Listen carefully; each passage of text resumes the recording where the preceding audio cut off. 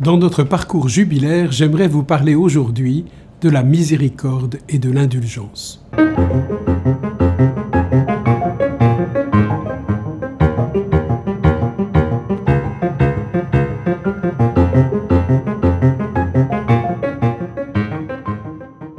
Au cœur du jubilé, nous est proposée l'expérience personnelle et communautaire de la miséricorde de Dieu, autrement dit une immense démarche de réconciliation pour toute l'Église.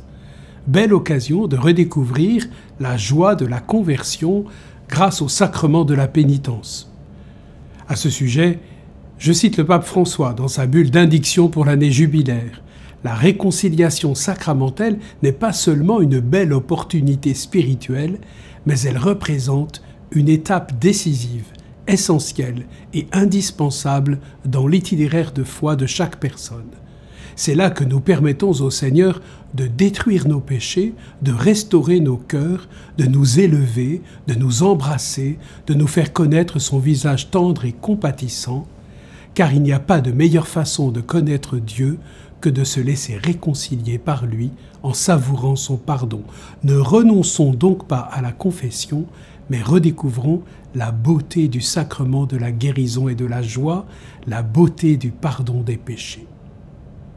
Mais comme à chaque année jubilaire, nous sommes invités à prolonger cette expérience du pardon par la grâce de l'indulgence.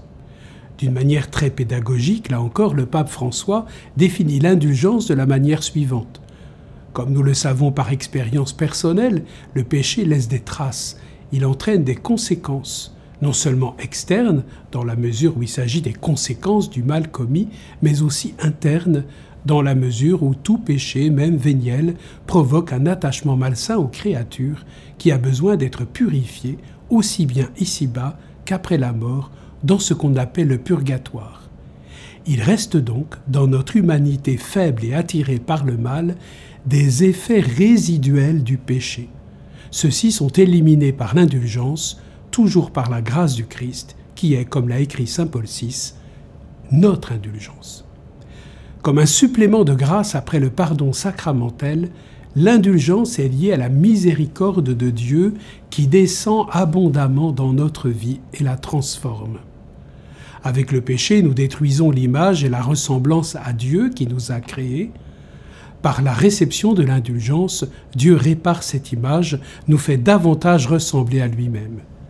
La grâce de l'indulgence, applicable à soi-même ou aux âmes des défunts, exige un vrai repentir et d'être animé d'un authentique esprit de conversion et de charité.